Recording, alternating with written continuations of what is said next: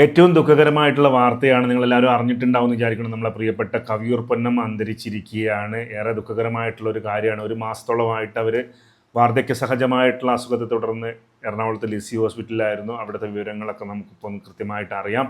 എപ്പോഴാണ് എന്താ പറയുക, അവരുടെ സംസ്കാര ചടങ്ങുകളൊന്നും നമുക്കറിയില്ല. അതിൻ്റെ കാര്യങ്ങളൊക്കെ നമുക്ക് ലൈവ് അപ്ഡേറ്റ്സും കാര്യങ്ങളൊക്കെ നിങ്ങളിലേക്ക് എത്തിക്കാം.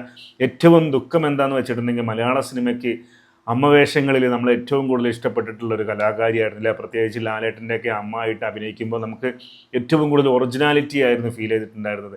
അവരുടെ വാക്കുകളും സ്നേഹത്തോടു കൂടിയുള്ള ഒരു ചേർത്തുപിടുത്തമൊക്കെ കാണുമ്പോൾ അത് ഏറ്റവും വലിയ റിയാലിറ്റി ആയിട്ട് തോന്നിയിട്ടുള്ളൊരു കാലം ഉണ്ടായിരുന്നു. എന്നെ സംബന്ധിച്ച് നോക്കുകയാണെങ്കിൽ ഞാനൊക്കെ എൻ്റെ കുട്ടിക്കാലത്ത് ഈ പറഞ്ഞ പോലെ തന്നെ കിരീടം അടക്കമുള്ള സിനിമകളിലൊക്കെ നമ്മൾ ലാലേട്ടനൊപ്പം ചേർന്ന് നിന്നുകൊണ്ട് സ്വന്തം അമ്മ മകൻ ബന്ധത്തെ കറക്റ്റായിട്ട് ഹൃദയസ്പർശിയായിട്ടുള്ള മുഹൂർത്തങ്ങൾ കറക്റ്റ് നമ്മളെ മനസ്സുകളിലേക്ക് എത്തിച്ചിട്ടുള്ളതാണ് അവരുടെ അഭിനയ മുഹൂർത്തങ്ങളിലൂടെ. ആ ഒരു കോമ്പിനേഷനൊക്കെ അതോടൊപ്പം തന്നെ മമ്മൂക്കയുടെ കൂടെ ആണെങ്കിലും മലയാള സിനിമയിലെ ഇന്നത്തെ തലമുറയുടെ കൂടെ ഒക്കെ അമ്മ വേഷങ്ങളിലൊക്കെ തിളങ്ങിയിട്ടുണ്ട് ഓരോരോ കാലഘട്ടങ്ങളിലും.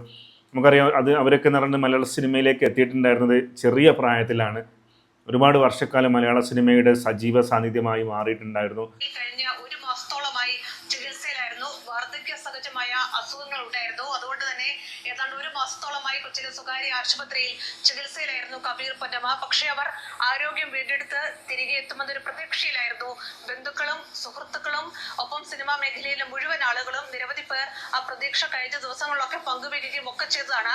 ആ പ്രതീക്ഷകളെല്ലാം ഇല്ലാതാക്കിക്കൊണ്ടാണ് 79-ാം വയസ്സിൽ മലയാള സിനിമയിൽ ഒട്ടേറെ അമ്മ വേഷങ്ങളിലൂടെ മലയാളികളുടെ മനസ്സിലിടം നേടിയ, മലയാളികളുടെ പ്രിയപ്പെട്ട അമ്മയായി മാറിയ കബീർ പൊന്നമ്മ വിട പറയുന്നത് അത് മലയാള സിനിമയ്ക്ക് വലിയ നഷ്ടമാണ്. അവരുടെ സംസ്കാര ചടങ്ങുകളും പൊതുദർശനങ്ങൾ എവിടേക്കാണ് വെക്കുന്നതെന്നുള്ള കാര്യങ്ങളൊക്കെ നമുക്കറിയാൻ സാധിക്കും. എന്തായാലും മലയാളത്തിൻ്റെ ഒരു തീരാ നഷ്ടം തന്നെയാണ് ഇവിടെ പറഞ്ഞ പോലെ തന്നെ, മാധ്യമങ്ങൾ പറഞ്ഞ പോലെ തന്നെ കവിയൂർ പൊന്നമ്മ എന്ന് പറയുന്ന അനുഗ്രഹീതരായിട്ടുള്ള കലാകാരി. ഞാനൊക്കെ ഈ കവിയൂർ പൊന്നമ്മനെ ഒരു നോക്ക് കാണാനും ഭാഗ്യം കിട്ടിയിട്ടുണ്ട്. എൻ്റെ നാട്ടിൽ മലപ്പുറം ജില്ലയിലെ വെന്നിയൂർ ഷൂട്ടിംഗ് ഉണ്ടായിട്ടുണ്ടായിരുന്നു പണ്ടൊരു പടത്തിൻ്റെ കേട്ടോ. അപ്പോൾ അന്നാണ് ഞാൻ ഈ തിലകൻ ചേട്ടനും കവിയൂർ പൊന്നമ്മയൊക്കെ അന്ന് അവിടെ വന്നിട്ടുള്ള നല്ല ഓർമ്മകൾ ഞാനിങ്ങനെ ഓർക്കുകയാണ്.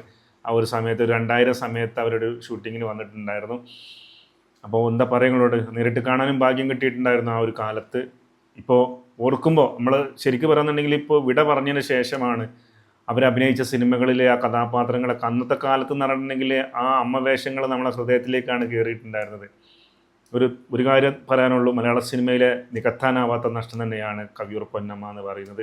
കുറച്ച് കാലങ്ങളായിട്ട് സിനിമയിൽ ഇല്ലെങ്കിൽ പോലും മലയാളികളുടെ മനസ്സിൽ നിന്ന് ഒരിക്കലും അവർ ചെയ്തിട്ടുള്ള കഥാപാത്രങ്ങളൊന്നും പോകില്ല എന്നുള്ളതാണ്. അവരെ ഇഷ്ടപ്പെടുന്ന ഒരുപാട് പേര് ഇന്ന് ഏറെ സങ്കടപ്പെടുന്ന ഒരു കാഴ്ചകൾ തന്നെയാണ് നമ്മളിപ്പോൾ കണ്ടുകൊണ്ടിരിക്കുന്നത്. മീഡിയയിലൂടെയൊക്കെ പലരും അവരുടേതായിട്ടുള്ള അഭിപ്രായങ്ങൾ പറയുന്നു. സോഷ്യൽ മീഡിയയിലൊക്കെ ഒരുപാട് പേര് ആദരാഞ്ജലികളൊക്കെ അർപ്പിച്ചുകൊണ്ടിരിക്കുകയാണ്. മലയാളത്തിൻ്റെ പ്രിയപ്പെട്ട അമ്മയ്ക്ക് പ്രണാമം.